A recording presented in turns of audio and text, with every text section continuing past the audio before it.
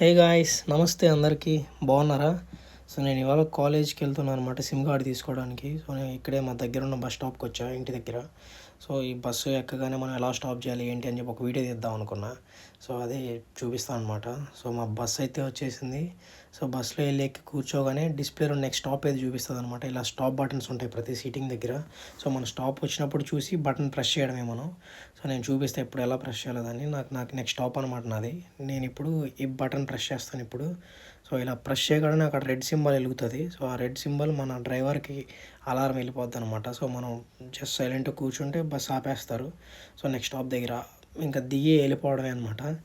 So ఇంకా మనం దిగి కాలేజ్ లోపలికి వెళ్ళిపోయి సిమ్ కార్డ్ తీసుకొని ఇంటికి వెళ్ళిపోవడమే.